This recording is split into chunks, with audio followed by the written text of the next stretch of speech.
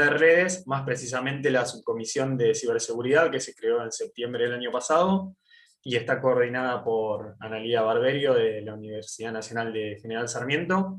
Ella y parte del equipo van a estar dando la charla, así que les doy la palabra a ellos para que les cuenten un poco sobre la subcomisión y de qué va a ir el webinar.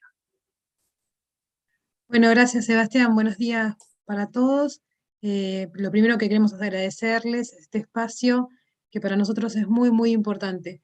Como van a ir escuchando a lo largo de la charla, la seguridad es una cuestión que conformamos entre todos, por eso la subcomisión, que como decía Sebastián, se creó en septiembre, tiene una línea de trabajo muy fuerte que es la difusión en temas de ciberseguridad y por eso nos parece tan importante este espacio que nos están brindando. Queremos hablar de seguridad para que como usuarios podamos contribuir todos a hacer de nuestras instalaciones un espacio más seguro. Así que hoy vamos a estar charlando sobre los temas generales de seguridad y dándose ejemplos puntuales sobre Ciu Guaraní.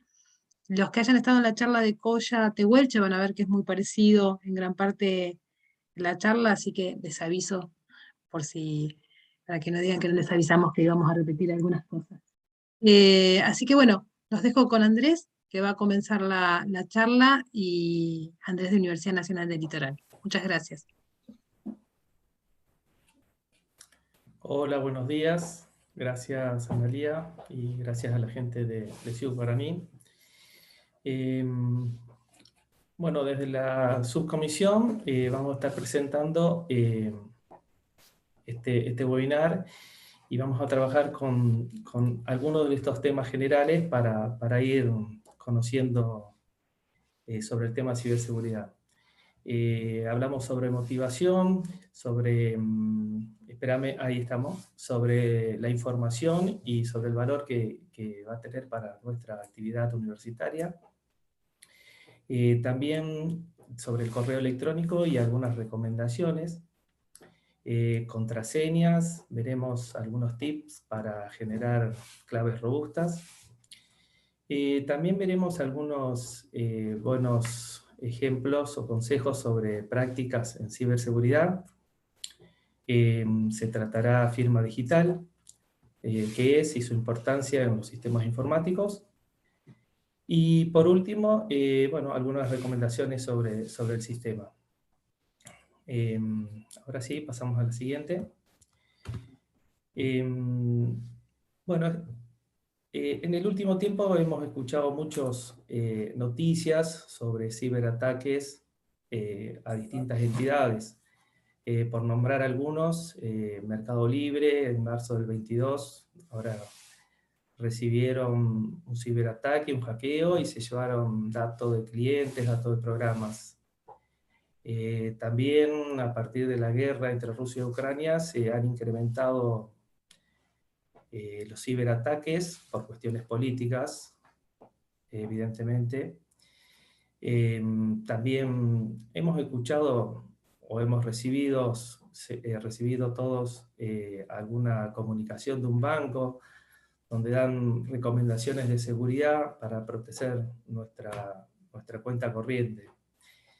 Esto nos hace pensar que los ciberdelincuentes realizan esto para obtener alguna ganancia, ya sea dinero, criptomonedas o bueno, para obtener datos personales.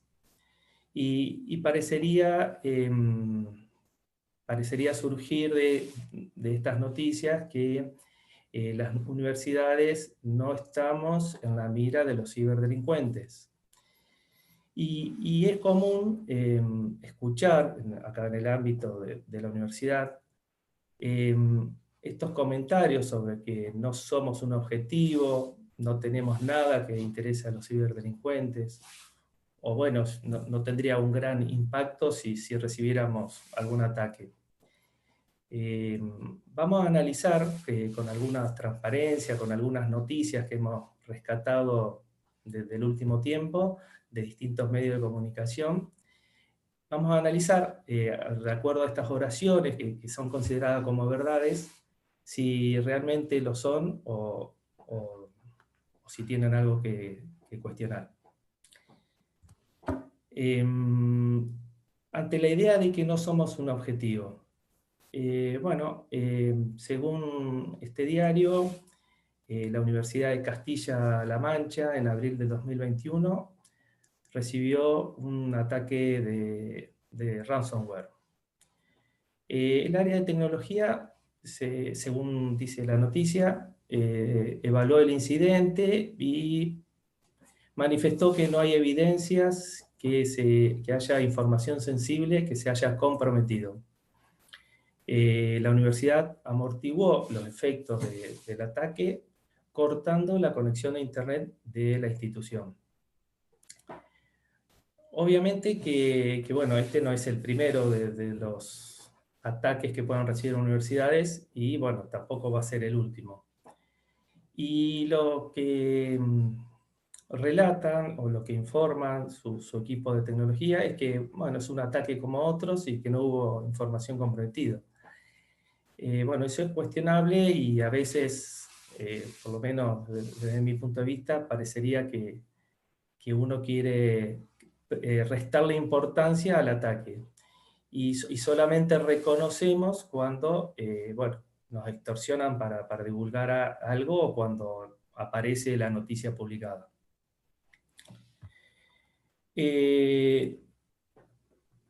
También vemos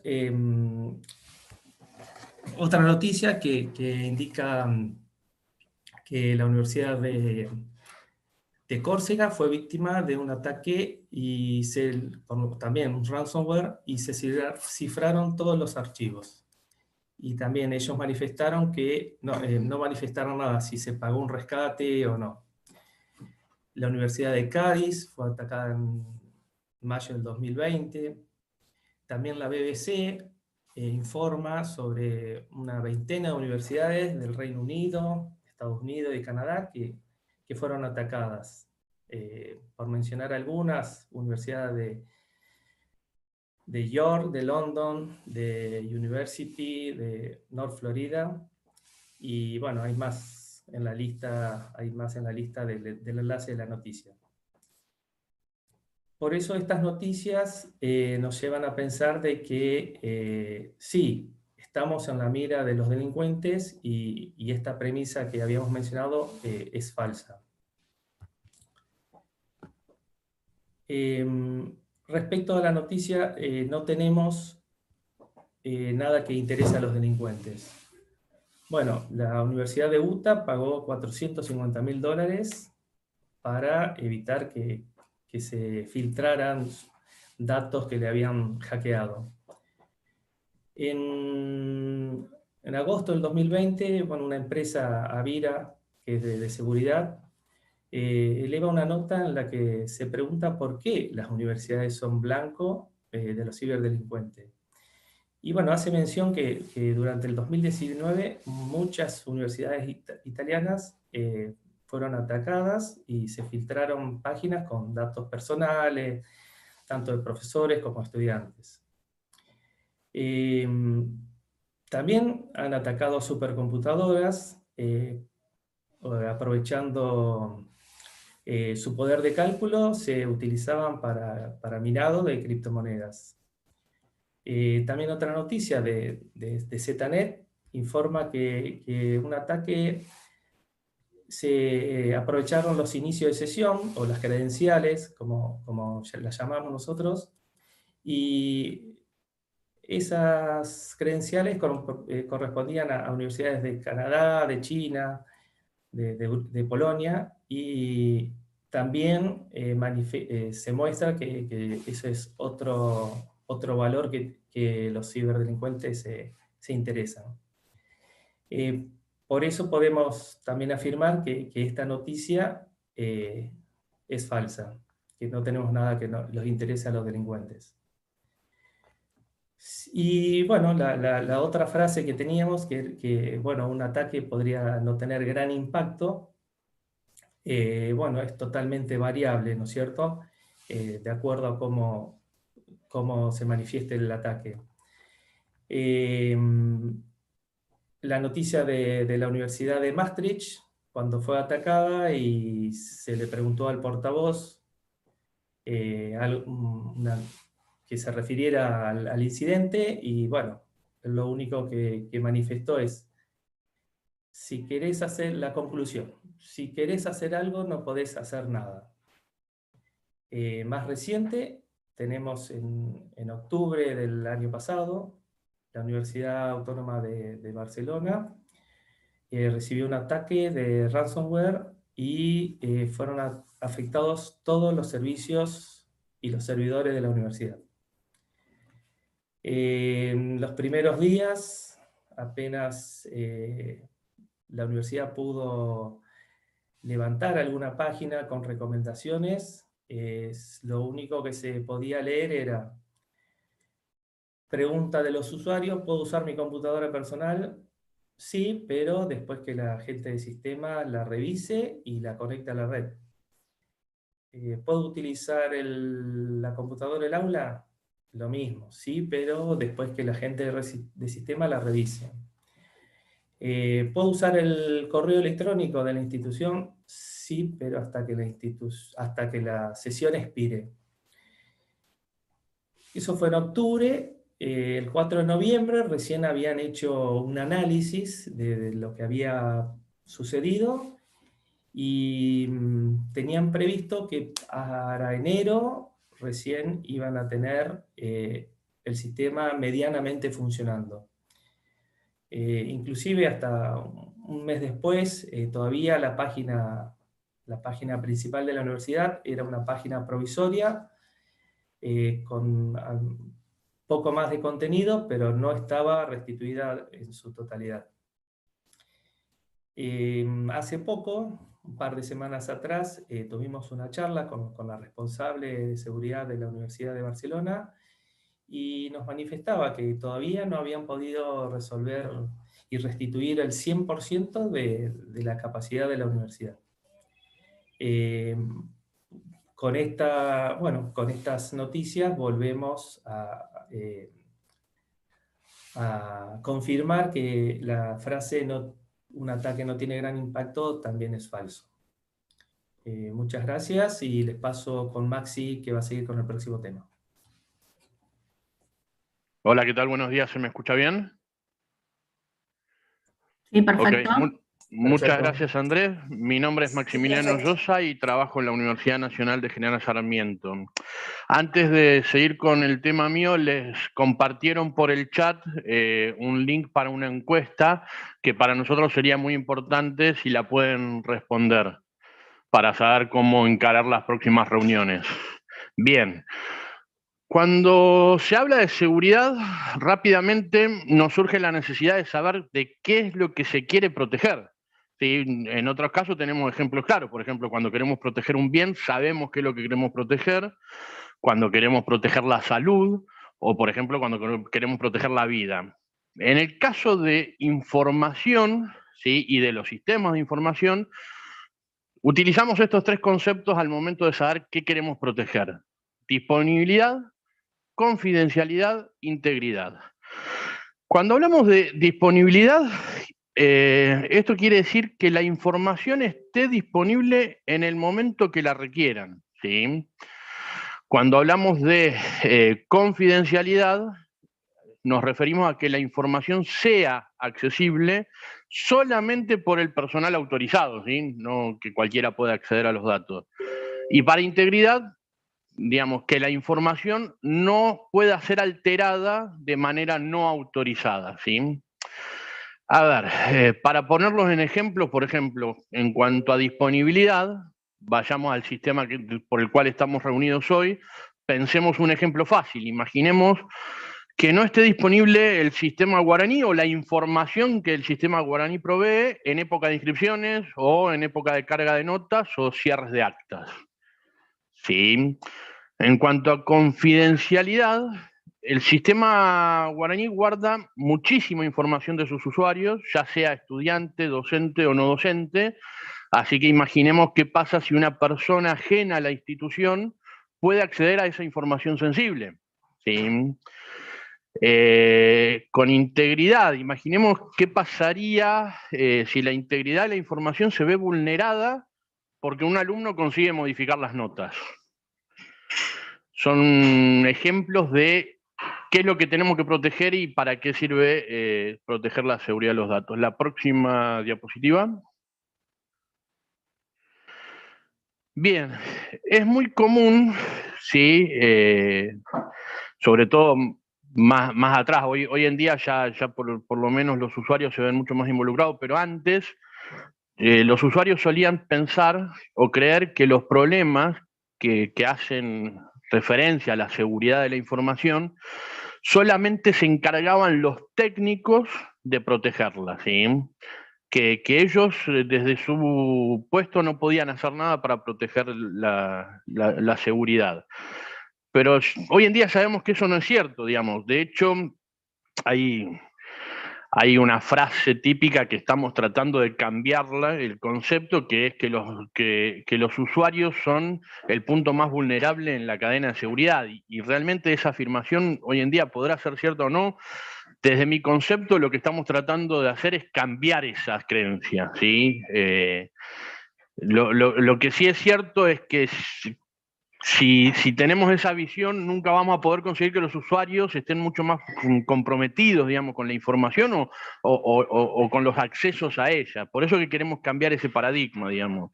Queremos decir que en este momento los usuarios son el primer eslabón de defensa que tenemos y que mientras ellos estén más acostumbrados a saber cómo tienen que manipular el sistema o acceder a los sistemas y qué cosas tienen que considerar al momento de acceder a los sistemas, mientras más información tengan, más segura va a ser la información. Mientras conozcan los peligros, mientras puedan evaluar cuáles son los riesgos, mientras logremos que el usuario esté más comprometido al momento de interactuar con el sistema, la información va a poder estar más protegida, ¿sí? Van a poder estar atentos y van a poder estar seguros en las acciones que realizan, ¿sí? Van a poder proteger los datos. Si tengamos en cuenta que todos estos datos son datos que la universidad le entrega a los usuarios en custodia, digamos. Por eso es importante protegerla. Esta reunión apunta en esa dirección, que conozcan cuáles son los peligros, cuáles son los riesgos y también tratar de proveerles algunas buenas prácticas, digamos, que cómo hacer, digamos, cuando llega un correo que no saben de quién es, cómo hacer con las contraseñas. Tratamos de darles tips que sean beneficiosos para eso. La siguiente diapositiva. Como dijimos, les íbamos a mostrar cuáles son los riesgos. La charla no es muy larga, así que tratamos de resumir dos de los riesgos que más pueden llegar a presentarse en los usuarios de Ciu Guaraní y en los usuarios de la mayoría de los sistemas, porque la realidad es que estos dos riesgos son transversales a todos los sistemas del Ciu. Sí, el primero es fraude con correo electrónico. Como sabemos, el correo electrónico es la herramienta de comunicación imprescindible en este momento que utilizamos todos para el funcionamiento de la universidad, ¿sí? Por ese motivo, y como es una de las herramientas que más se utilizan, los ciberdelincuentes aprovechan para utilizarla de forma maliciosa. ¿Sí? ¿Cómo es que logran los ciberdelincuentes? Bueno, utilizan técnicas de ingeniería social. Consiguen engañar a los usuarios y robar información confidencial. Por favor, mándenos, digamos, si está saturando su correo electrónico, mándenos los siguientes datos que ven ahí en pantalla: correo electrónico, contraseña, confirme contraseña, número de teléfono. Nunca ningún área técnica nuestra les va a mandar ese pedido de información. Nunca le vamos a pedir correo electrónico por correo electrónico, ni siquiera al banco, ni ninguna otra aplicación. ¿Sí? ¿Qué datos quieren conseguir? Bueno, en este caso estamos viendo ejemplos de usuario y contraseña, pero hay ejemplos de correos fraudulentos donde te piden datos bancarios, y no solamente eso, sino que te piden, que ahí ya me estoy metiendo con el próximo punto, pero después lo sigo más adelante, te piden que hagas clic en un enlace o en un attachment para poder infectarte el equipo, ¿sí? Pero lo vamos a ver más adelante. Ahora vamos a ver phishing, ¿sí? El phishing lo que hace es tratar de suplantar la identidad, ¿sí? Es cuando alguien se apropia de los datos que no son suyos con el objetivo de crear perfiles falsos y hacer creer a los usuarios que es una persona o una empresa cuando en realidad no lo es, ¿sí? No, se están haciendo pasar por ellos. ¿Cuáles son las excusas que se utilizan para engañar al usuario? Bloqueo de la cuenta por motivo de seguridad, ¿sí? Cierre incorrecto de la sesión del usuario, mejoras en la medida de seguridad, etcétera. ¿Sí? Hay un montón. Muchas veces buscan generar un sentimiento de alerta o urgencia para instar que el usuario realice determinada acción.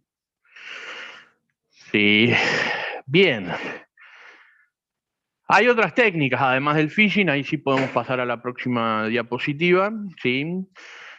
Que lo que tratan es, por distintas vías, engañar al usuario, ¿sí?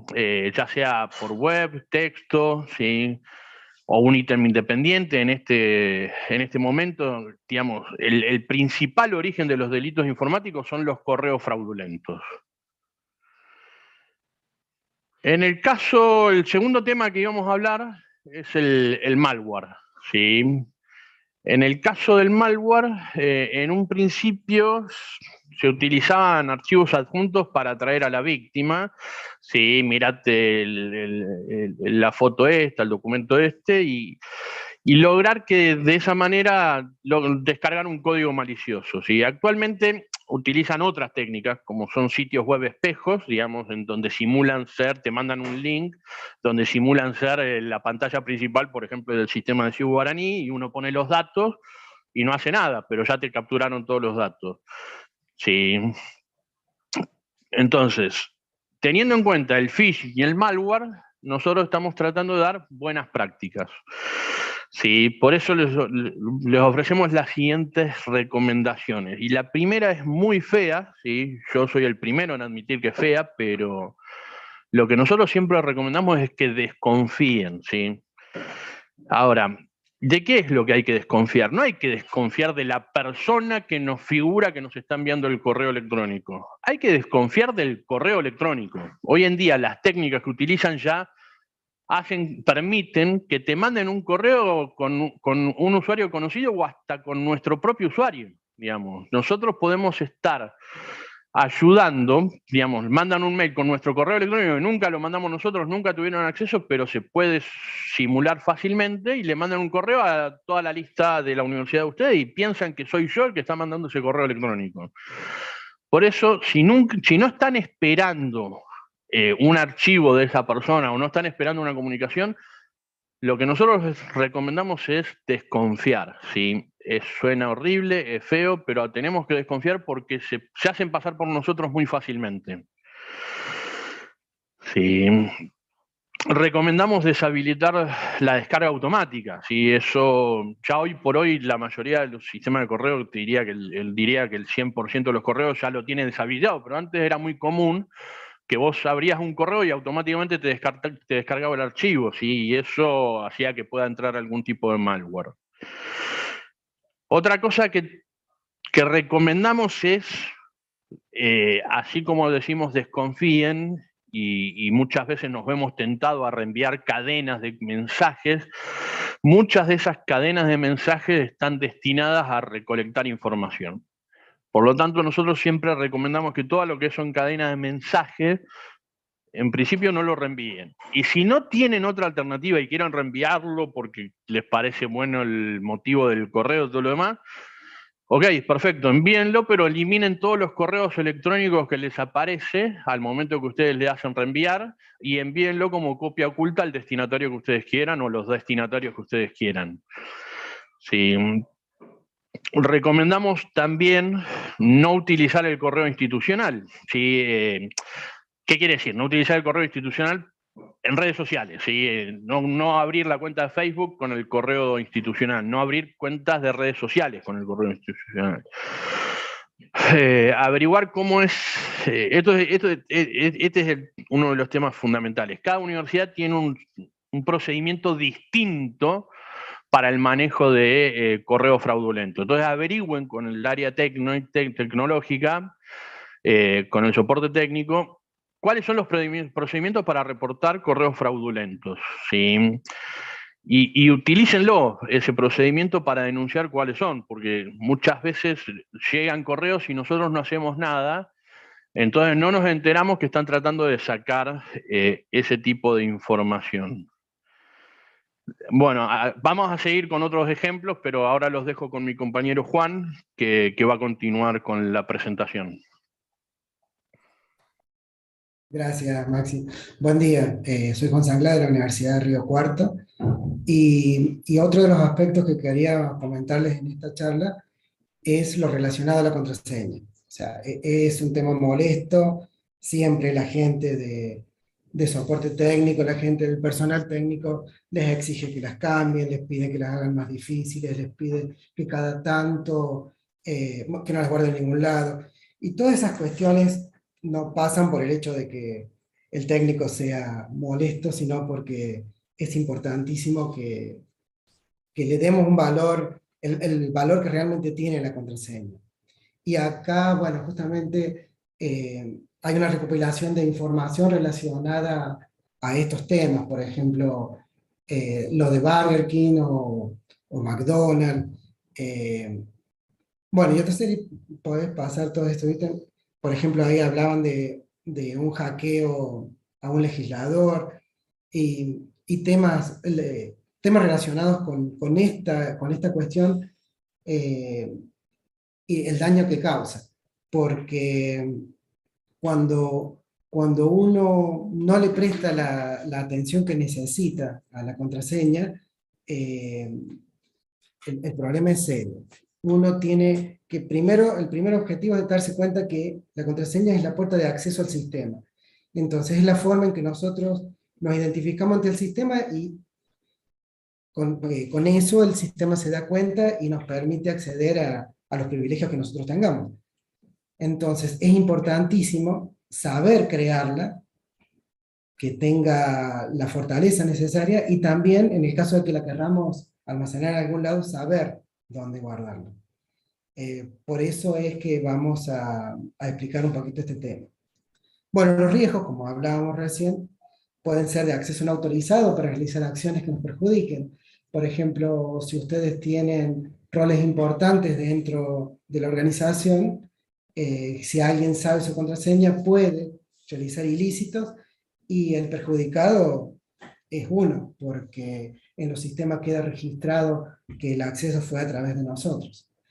El robo de información se aplica, si bien siempre se pensó en las empresas privadas como que era importantísima la información, ya hablaron anteriormente mis compañeros, justamente que el tema de información, robo de información, filtración de información, también es fundamental en las universidades. O sea, nosotros sí somos blancos de ataques. Entonces, estos son los riesgos. Si la contraseña es débil, podemos caer en fraude empresarial, en filtración de la información, el robo de la misma. Y hay cosas básicas que debemos evitar. Compartirla. Cuando nos piden que cambiemos la contraseña, no usemos la anterior, o no usemos la que usamos dos cambios anteriores. Tratemos de siempre utilizar una contraseña nueva, no reutilicemos. Y el otro tema es, cuando nos pide actualizarla, que la actualicemos. Muchos sistemas permiten que uno deshabilite ese recordatorio de su contraseña es vieja, debería actualizarla. Tengamos en cuenta que es importantísimo, entonces actualicémosla cada vez que los sistemas lo soliciten. Y hay unos tips que vamos a recordar, que seguramente muchos lo conocen, y tiene que ver con cuestiones que hacen a una contraseña robusta.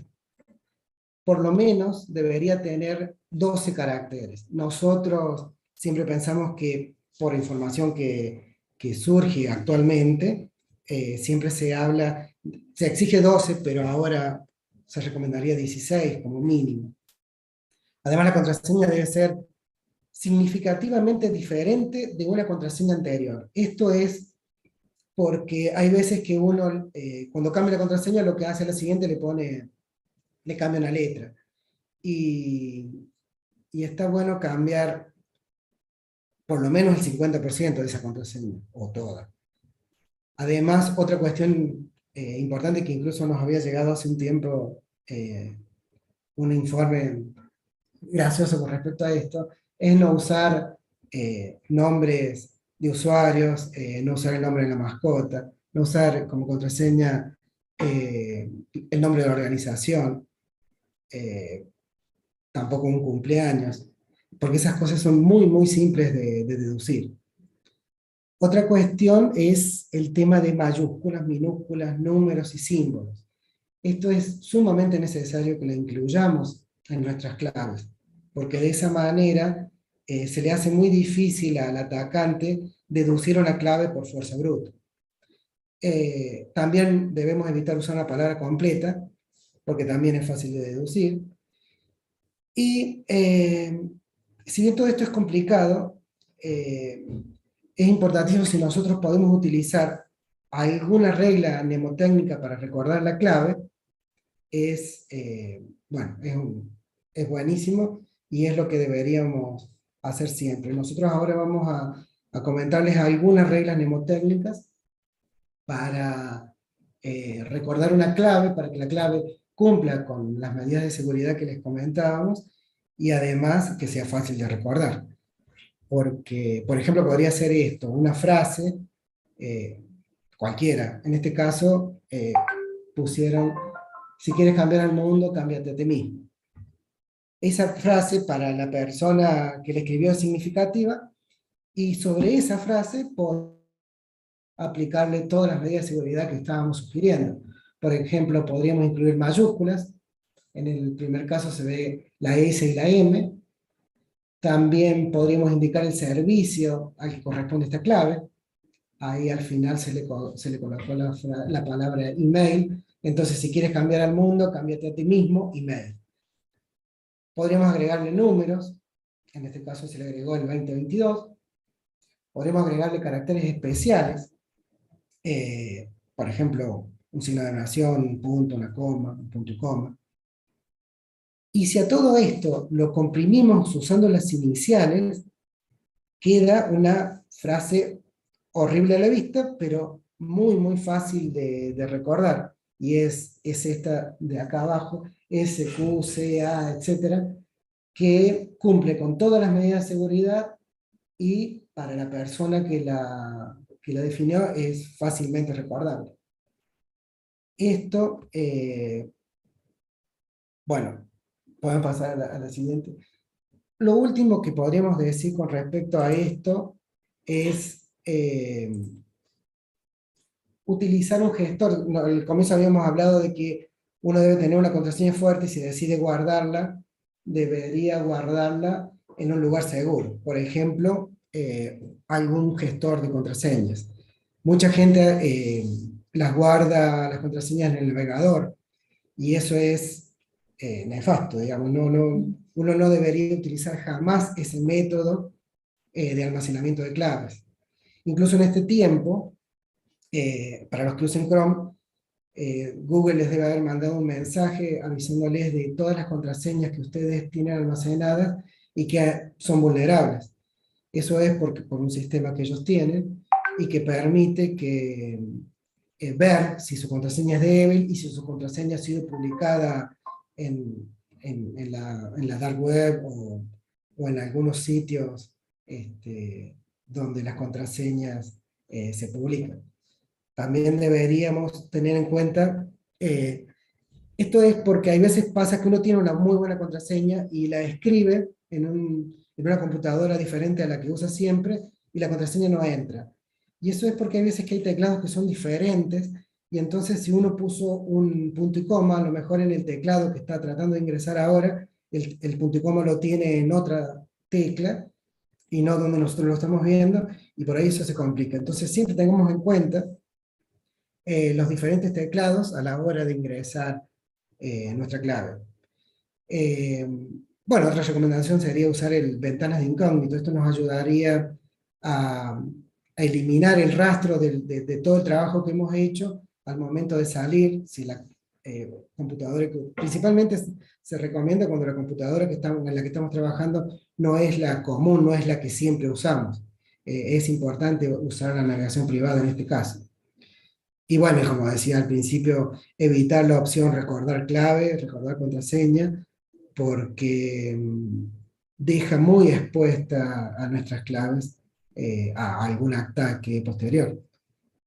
Y por último, bueno, pero sumamente importante, tanto en los navegadores como en cualquier sistema, cerrar la sesión. Esto es fundamental. Hay muchos sistemas que manejan la sesión y que después de un tiempo se cierra sola, pero no podemos quedar sujetos a esa funcionalidad. Uno debería siempre tener el criterio de cerrar sesión en cada uno de los sistemas que utiliza, tanto los sistemas informáticos de la universidad, como las redes sociales, como el correo. Cada uno de los sistemas que nosotros utilizamos deberíamos tener la costumbre, la sana costumbre de cerrar sesión al final. Bueno, con eso estaríamos concluyendo esta parte de la información y ahora los dejo con Néstor, que les va a hablar de firma. Muchas gracias. Gracias, Juan. Bueno, buen día a todos. Soy Néstor de la Universidad Nacional de La Pampa. Vamos a charlar un ratito sobre firma digital. ¿Qué es firma digital? Firma digital es una herramienta tecnológica que nos permite asegurar el origen de un documento o un mensaje y verificar que su contenido no haya sido alterado, ¿sí? Un documento electrónico firmado digitalmente posee la misma validez jurídica que un documento en papel firmado de puño y letra, garantizando de esta manera que no pueda ser objeto de repudio, es decir, que yo no pueda decir ese documento o esa firma no es mía. ¿Qué características tiene la firma digital? Como decíamos, por un lado, lo que es la validez jurídica. Todos los documentos electrónicos firmados digitalmente tienen la misma validez jurídica que aquellos firmados de forma hológrafa o de puño y letra.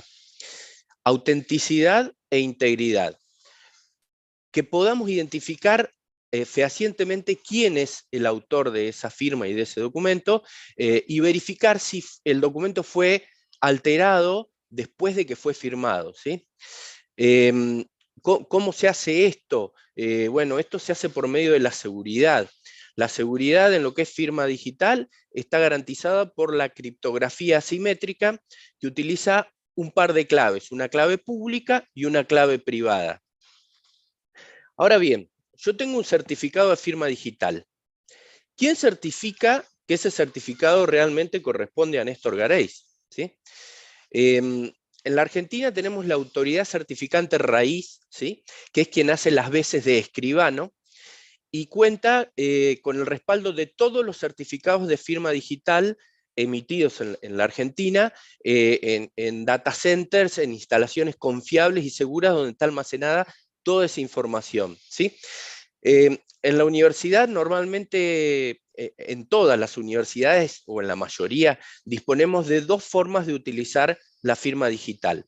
Por un lado, la firma digital remota, que depende de la autoridad certificante de modernización, y por otro lado, la firma con token, que depende de la Oficina Nacional de Tecnologías de la Información. Estas dos oficinas, a su vez, dependen de la autoridad certificante raíz. Y todas las universidades trabajamos con una de estas dos oficinas o con ambas. Cuando yo decía el tema token, ahora vamos a charlar un poquito, pero tokens son estos dispositivos similares a un pendrive. ¿Qué usos le podemos dar a la firma digital? Hoy por hoy en la Argentina podemos realizar trámites con entidades públicas y privadas, independientemente, trámites bancarios, trámites inmobiliarios, tiene 100% validez. Se puede firmar digitalmente cualquier tipo de archivo si estamos utilizando la firma con token. Si estamos utilizando firma remota, solamente podemos firmar archivos PDF, ¿sí? A su vez existe plena vigencia del reconocimiento mutuo de la firma digital con varios de los países del Mercosur y se están incorporando los que faltan. Esto implica que un documento firmado o un archivo firmado en la Argentina es válido para cualquiera de estos países y viceversa, ¿sí? En guaraní, si guaraní se encuentra vinculado con Araí, Huarpe y Sudoku, se puede utilizar para la firma de todos los documentos y comprobantes que cada universidad decida, ¿sí? Se puede comenzar con alguno de los documentos, no sé, con actas de examen y después se pueden ir agregando. Y a su vez se va a ir sumando. Con el paso del tiempo se van a ir sumando todos los procesos para que todos los procesos trabajen 100% con firma digital. Hay universidades que hoy por hoy trabajan con todos los procesos con firma digital dentro de Guaraní, ¿sí? Y otras que están en ese camino de ir implementándolo. ¿Cómo funciona? A grandes rasgos, para firmar digitalmente, una persona, como decíamos, necesita dos claves que están asociadas entre sí, ¿sí? Estas dos claves se generan utilizando funciones criptográficas seguras, son unos algoritmos matemáticos, ¿sí? Las claves se generan por única vez y tienen una validez determinada. Si nosotros tenemos firma digital remota, esa validez es de 2 años, en remota la validez es de 4 años y con token la validez es de 2 años. Supongamos que justo su universidad no es autoridad de registro, bueno, igualmente pueden hacer el trámite de firma digital con cualquier otra autoridad de registro que esté en su zona. Y si no, en mi caso, mi primer certificado de firma digital, un día viajé a Buenos Aires y lo hice en una oficina de Buenos Aires y es válida en todo el país. Bien, como decíamos, una de esas claves es privada y está protegida por una contraseña que solo es conocida por mí, ¿sí? Impidiendo que otros usen la firma como si fuera yo. La segunda clave, en cambio, es una clave pública. Sirve para que cualquier destinatario de un documento que yo firmé pueda verificar que realmente yo soy el autor, ¿sí? Yo utilizo mi clave privada para firmar los documentos y el tercer usuario utiliza mi clave pública para verificar que realmente esa firma es la mía, ¿sí? Sin caer en aspectos muy técnicos, así es a grandes rasgos cómo funciona el proceso. Bien, ¿y qué precauciones tengo que tener para usar la firma digital? Las básicas. Quien tenga acceso a mis credenciales, firma en mi nombre. Esto es fácil, ¿sí? Bueno, ¿y cuáles son mis credenciales? Cuando hablamos del proceso de autenticación, ¿sí? Pueden existir hasta 3 factores principales o más importantes. Algo que yo sé, ¿sí? O algo que conozco, por ejemplo, una contraseña, un PIN, algo que tengo o que poseo, por ejemplo, un dispositivo móvil o una tarjeta para el cajero automático, y algo que soy, por ejemplo, una huella digital, mi rostro o mi voz, ¿sí? Vamos a comenzar viendo algo que soy, ¿sí? En el proceso de emisión de cualquiera de las dos firmas digitales, se validan los datos del suscriptor contra la base de datos de RENAPER, ¿sí? Se verifica el rostro mediante una foto y la huella digital, ¿sí? Entonces, ahí ya podemos asegurar el factor de algo que yo soy. Si utilizamos la firma remota, vamos a tener una clave para ingresar y para firmar, y un PIN, ¿sí? Eso es algo que yo sé, el factor de algo que yo sé. Y por otro lado vamos a tener en el celular una app, un one-time password que se le llama, que es como el token que utilizamos para ingresar al home banking. Bueno, es ese numerito que cambia cada 30 segundos. Eso sería algo que yo tengo, ¿sí? Es una app con un numerito que yo tengo que cambia cada 30 segundos, que lo tengo en mi celular, ¿sí?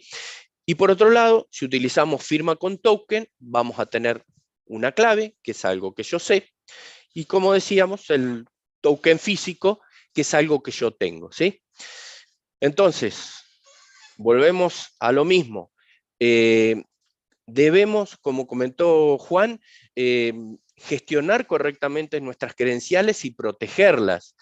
Si vamos a la parte de claves o contraseñas, no tener en ningún lado recordar la contraseña cuando estamos trabajando con nada, pero con firma digital tampoco, porque quien tenga mi contraseña va a poder firmar como Néstor, ¿sí? Por ahí, lo que podemos hacer cuando trabajemos con firma digital remota, que funciona en un website, es abrir una ventana incógnito, abrir la aplicación, hacer todas las firmas que necesitemos y luego cerrar esa ventana incógnito para que no queden rastros. Bueno, por supuesto, cerrar la sesión después que terminamos de trabajar, y si tenemos la firma con token, por favor, mantener este token siempre en guarda, porque es otra de las credenciales importantes que van a permitir a un ciberdelincuente que se haga de mi token, poder llegar a firmar como Néstor. No quiero seguir cansándolos con este tema. Por ahí, si alguno quiere profundizar un poco más aspectos técnicos, el equipo del CIU en marzo dio un webinar muy interesante sobre firma digital. Lo van a poder encontrar en el canal de YouTube del equipo del CIU, y ahí van a poder profundizar y le van a poder hacer consultas a la gente del CIU, y a su vez también nosotros quedamos disponibles para cualquier duda que se les presente. Ahora los dejo con Maxi para que continúe. Bueno, recién hablé, así que no hace falta que me presente. Muchas gracias, Néstor. Cuando yo hablé anteriormente les dije que habían temas que eran transversales a todos los sistemas del CIU, y al final estamos dejando los temas que son particulares para cada uno de los sistemas. Cada uno de los sistemas del CIU tiene algunas diferencias en el momento de armar los perfiles, ¿sí? Y creemos que una de las formas de darle seguridad a los sistemas es teniendo una buena forma de armar perfiles, ¿sí? Entonces, lo separamos en dos grupos, lo que son los perfiles funcionales y los perfiles de datos. Y nos hacemos preguntas en base a cada usuario. ¿A dónde puede ingresar, digamos? ¿Cuál es el límite que tiene que tener cada usuario? Y voy a hacer un paréntesis. Todo esto viene pensado en... Hay una regla de mínimos permisos para poder interactuar con el servicio, ¿sí? Generalmente, anteriormente uno le da un permiso general a todo para que pueda hacer todo, para que pueda entrar rápido y laburar. Hoy en día la seguridad lo que te dice es que tenés que darle los mínimos permisos posibles a cada usuario para poder realizar su tarea, ¿sí? Que no puedan ir más allá de lo que tienen que hacer. Por eso que nos preguntamos, ¿a dónde puede ingresar? ¿Y qué cosas pueden hacer adentro? Y ahí ya empezamos a perfilar qué tipos de perfiles, valga la redundancia, necesitamos. ¿Sí? Dentro de esos perfiles tenemos que tener perfiles que puedan permitir hacer operaciones accesibles y restringir funcionalmente esas operaciones, ¿sí? Por ejemplo, un administrador va a tener mucho más perfiles que un alumno, obviamente, o que un alumno va a tener perfiles distintos que un docente y un no docente, ¿sí? Entonces tenemos que ir perfilándolos y dándole ese tipo de acceso.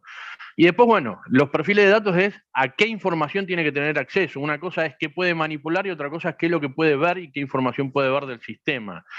¿Sí? Y ahí, bueno, ese tipo de información y ese tipo de acceso lo definimos en cada dependencia dependiendo del sistema que se esté manejando. Para nosotros es muy importante eso, y lo que detectamos es que la mayoría de los usuarios de los sistemas, no solamente de Guaraní, sino que de la mayoría de los sistemas del CIU, no hay una adecuada forma de perfilar ese tipo de usuarios, ¿sí? No se están haciendo bien los perfiles. Cuando tuvimos reuniones con cada uno de los sectores, en todos los sistemas nos dijeron lo mismo. Necesitamos hacer hincapié en cómo mejorar la forma de hacer los perfiles de los usuarios. Por eso es que nos planteamos estas preguntas. Hay un montón de preguntas más que nos podríamos plantear para ir desmenuzando más cada uno de los perfiles, pero lo que es principal es, perfecto, qué datos puedo manipular y qué datos puedo ver. Eso nos parece que es lo fundamental para empezar a definir cada uno de los perfiles. La siguiente diapositiva. Como esta diapositiva la vimos antes y era el motivo de por qué lo volvemos a poner es porque queremos hacer hincapié en que la seguridad la hacemos entre todos. No es una responsabilidad solamente del técnico, la responsabilidad la hace el administrativo, la responsabilidad, digamos, de la información la tiene también el usuario final, digamos, el alumno, el estudiante, el docente, el no docente. ¿Qué queremos decir con esto? Dimos ejemplos de no compartir contraseña. Nos ha pasado ejemplos donde se han compartido contraseña los alumnos y después eran una pareja, se pelean y terminan modificándole datos del usuario o del perfil que tenían. Por eso es que queremos llegar a los distintos usuarios posibles. En este caso estamos con los usuarios administrativos del SIU, pero lo ideal sería llegar a todos los usuarios para poder entender que la seguridad de un sistema la hacemos entre todos. Para nosotros eso es el camino que tenemos que seguir de ahora en más. Concientizar no solo a los administrativos, sino al usuario final. Y con esto ya terminamos.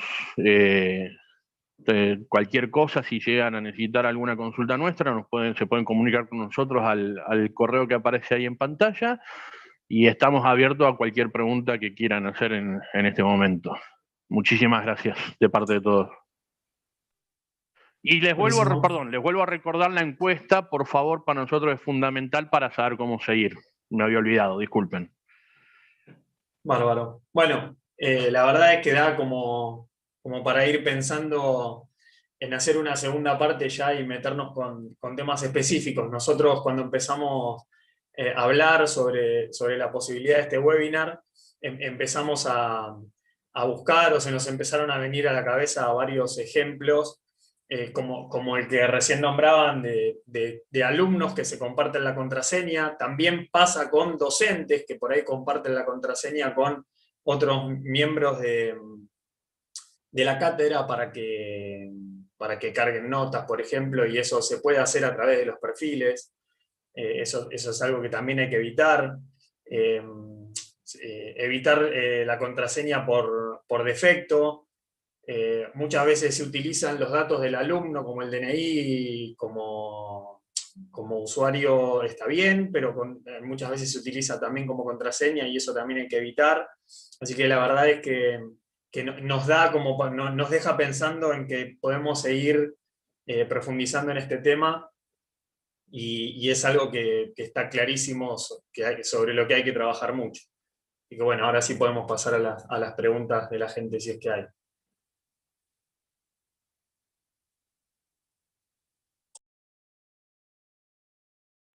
Sí, hay algunas preguntas, no sé, Seba, ¿querés que las vaya leyendo? Dale, buenísimo. Bien, Vanessa Rofe nos dice, buen día, ¿cómo se gestionan las firmas de documentos de egreso cuando el firmante depende del tipo de certificado o tipo de propuesta?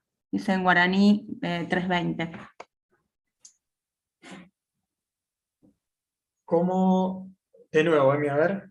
¿Cómo se gestionan las firmas de documentos de egreso cuando el firmante depende del tipo de certificado o del tipo de propuesta? Es que para cada certificado, y depende del tipo de propuesta, se configura distinto. Se puede configurar por tipo de propuesta, digamos, o por tipo de certificado.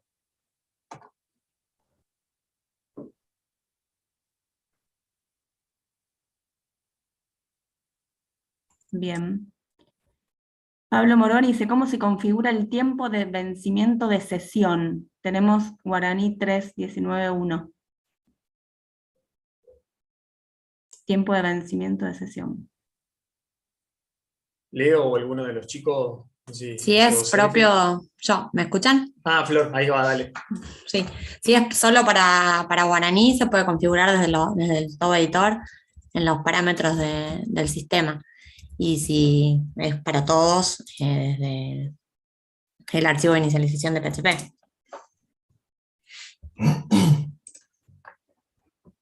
Buenísimo.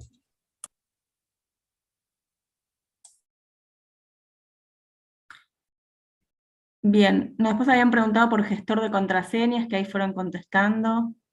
¿Qué gestor de contraseñas recomiendan? Y ahí en el chat nombraron algunas. No sé si alguien a través del micrófono o por el chat quiere hacer alguna otra pregunta.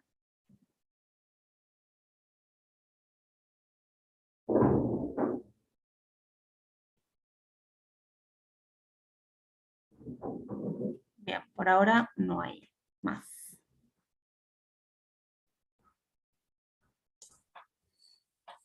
Buenísimo. Bueno, entonces agradecerles en principio a todo el equipo de la subcomisión por habernos dejado habernos dejado pensando tanto, a todos los asistentes por acompañarnos y por interesarse en esta problemática. Y bueno, invitarlos, recordarles que el próximo viernes, el viernes 20, es el comité de usuarios. Vamos a estar de manera presencial en las oficinas del CIN, en Ecuador 871, y los que no puedan viajar pueden asistir de manera virtual a través de Zoom. Va a ser de modalidad híbrida, así que esperamos tenerlos a todos presentes el viernes. Y quedamos con el compromiso de seguir trabajando con la subcomisión para ir generando nuevos materiales para ir mejorando el tema de la seguridad en los sistemas CIU, sobre todo a nosotros lo que más nos importa es en CIU Guaraní. Y que muchísimas gracias a todos y a todas, y nos vemos el 20. Chao, muchas Gracias. gracias. Muchas gracias. Chao, chao. Muchas gracias.